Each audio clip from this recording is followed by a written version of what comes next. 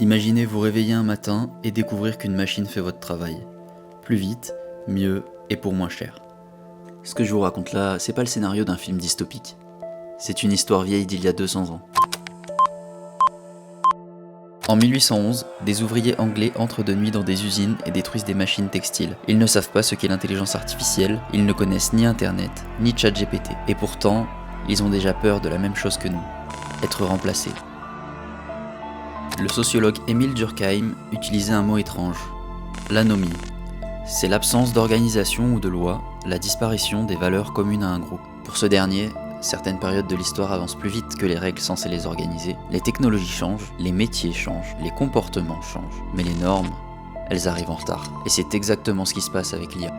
On ne sait plus vraiment où sont les frontières. Une IA peut-elle remplacer un professeur, un médecin, un artiste, un avocat ? Qui est responsable lorsqu'elle se trompe ? Qu'est-ce qu'une création humaine quand une machine peut produire une image, une musique ou un texte en quelques secondes ? La technologie avance, les règles hésitent.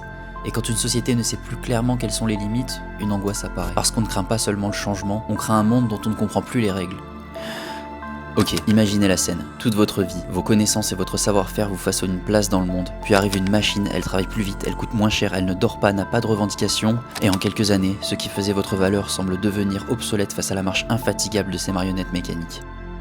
2 siècles plus tard, remplacer machine textile par intelligence artificielle, et le discours paraît étrangement familier. Mais ces automates sans âme n'ont pas le monopole de nos fantasmes. À travers l'histoire, à chaque crise économique, les mêmes phrases reviennent. Ils nous volent notre travail. Qu'ils rentrent dans leur pays, ils n'ont pas leur place ici. L'étranger, même quand il est de chair et d'os, peut être vu d'un mauvais œil.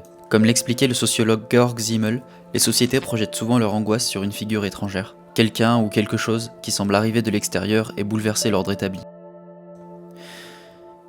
Puis arrive le XXe siècle, les chaînes de montage, l'automatisation, les usines. Dans les temps modernes, Charlie Chaplin finit littéralement avalé par une machine. Et si je vous montre cette scène, c'est pas seulement parce que je trouve que pour l'époque c'est une prouesse technique et artistique, c'est d'abord parce qu'elle me fait rire, mais c'est également parce qu'elle touche quelque chose de plus profond, la peur de ne plus être humain, la peur de devenir une pièce interchangeable. Et aujourd'hui, la figure étrangère ne vient ni d'un autre pays, ni d'une usine. Elle écrit, elle dessine, elle parle, elle code, et pour la première fois peut-être, la machine ne remplace plus seulement nos bras. Elle semble commencer à toucher à ce que nous pensions exclusivement humain, notre intelligence.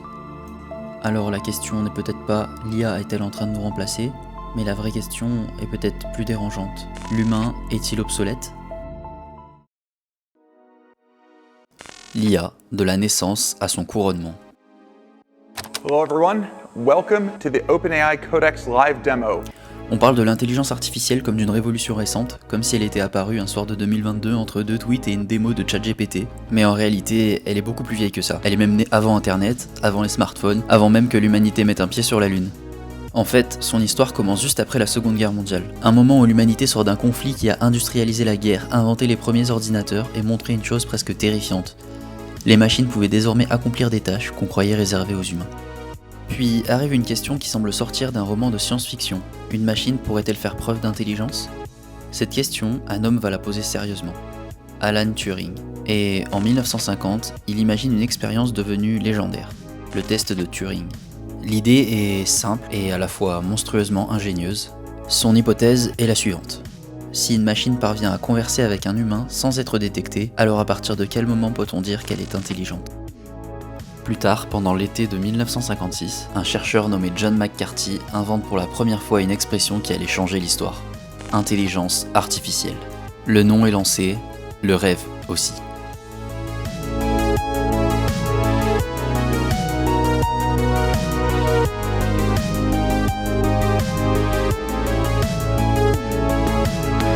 Projetez-vous un peu. À cette époque, l'ambition est presque délirante. Certains chercheurs pensent qu'en quelques décennies à peine, les machines atteindront une intelligence comparable à celle des humains.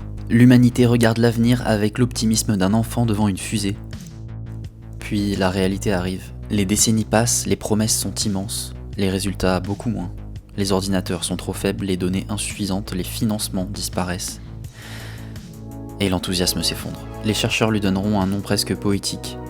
L'hiver de l'IA. La révolution est mise au congélateur, mais les idées, elles, ne meurent jamais vraiment.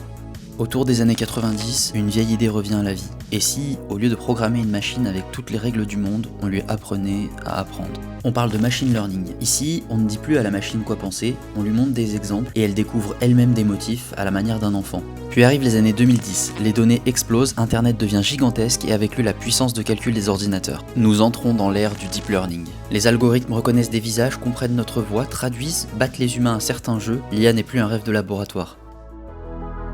Elle entre dans le monde réel.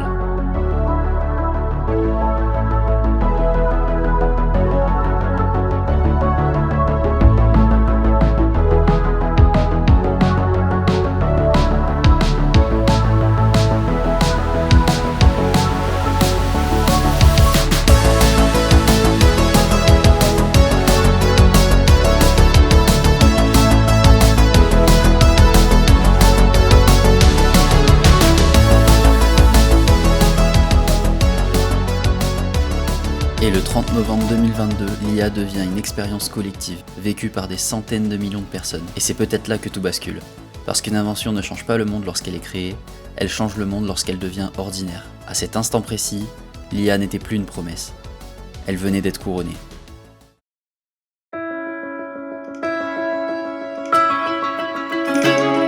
Alors ça y est, l'IA est devenue reine. Mais alors, comment gouverne-t-elle notre réalité depuis son trône numérique ? Des chercheurs ont passé au crible des dizaines d'études sur l'impact de l'IA générative dans la santé, l'éducation, la recherche scientifique, le recrutement ou encore les entreprises. Et ce qui en ressort est intriguant, c'est comme si l'IA possédait deux mains, une qui construit, une autre qui fragilise. Voici un papier publié en 2023 s'intéressant à l'utilisation de ChatGPT dans l'écriture scientifique. Le constat est paradoxal, l'outil produit rapidement des textes, des résumés, des brouillons, mais il introduit aussi des risques très concrets. Hallucinations, inexactitudes, plagiat potentiel, et surtout une dépendance à la vérification humaine. Autrement dit, plus l'outil écrit vite, plus quelqu'un doit surveiller ce qu'il écrit. Puis direction les hôpitaux. Dans une autre étude, également menée en 2023 sur l'intégration de l'IA dans les soins médicaux, les chercheurs tirent une conclusion assez claire. L'absence de supervision humaine peut devenir dangereuse. Parce qu'un chatbot peut produire une réponse convaincante sans qu'elle soit forcément correcte.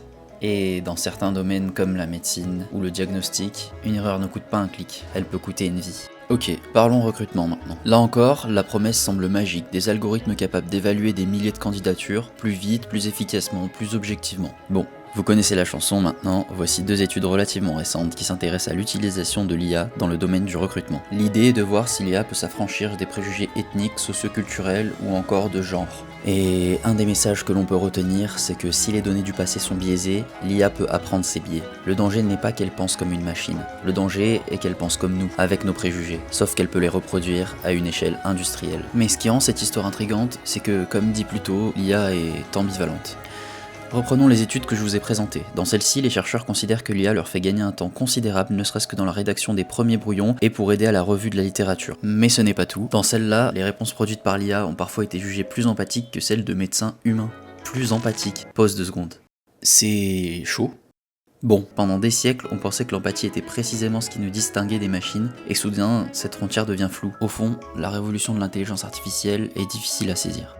Les grandes révolutions du passé avaient souvent le même schéma, d'abord la destruction, puis la reconstruction. Avec l'IA, tout semble se produire en même temps. Elle augmente la productivité tout en créant de nouvelles fragilités, elle peut réduire certaines inégalités tout en risquant d'en créer d'autres, elle décuple nos capacités tout en nous rendant parfois dépendants.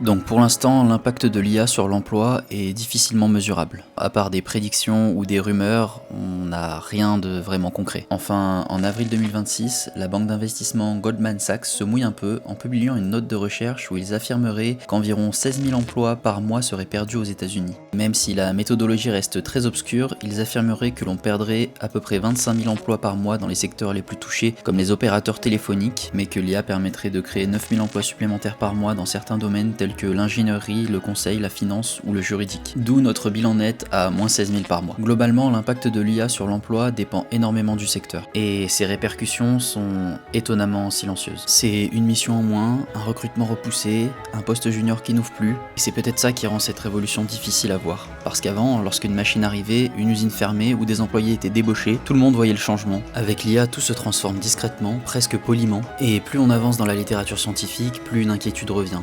Ce ne sont pas seulement les emplois qui changent, ce sont les portes d'entrée, les premières marches, les tâches simples grâce auxquelles les débutants apprenaient un métier, parce que si l'IA nous libère des tâches répétitives, comment devient-on expert? Comment devient-on senior? Si plus personne ne passe par le début. Alors peut-être que le problème n'est pas que l'IA remplace les travailleurs, mais qu'elle pourrait supprimer le chemin qui permettait de le devenir.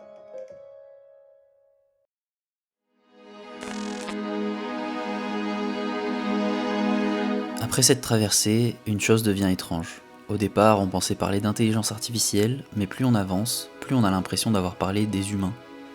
De leurs peurs, de leur travail, de leur place dans le monde. Pendant longtemps, nous pensions que certaines capacités humaines étaient à l'abri. La créativité, le raisonnement abstrait, l'intuition, l'intelligence sociale. Et soudain, la frontière s'est mise à bouger. Peut-être que c'est précisément ça qui nous trouble.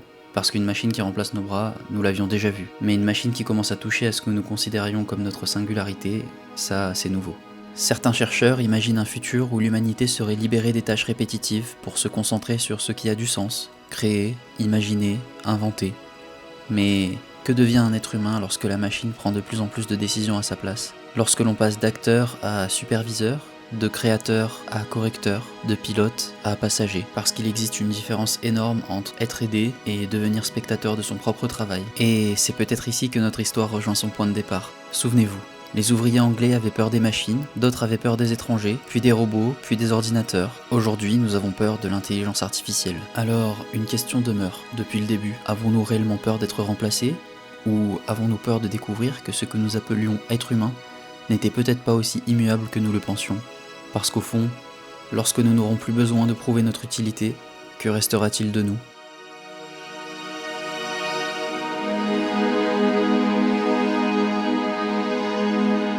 Et clap de fin, j'ai beaucoup aimé faire cette vidéo, donc j'espère qu'elle vous plaira. Qu'est-ce que c'était long par contre? Bienvenue sur ma chaîne, d'ailleurs, pour toutes les nouvelles personnes qui se sont perdues sur YouTube. Si mon travail vous plaît, n'hésitez pas à liker, commenter, partager, vous connaissez la chanson. Et sinon, à plus tard.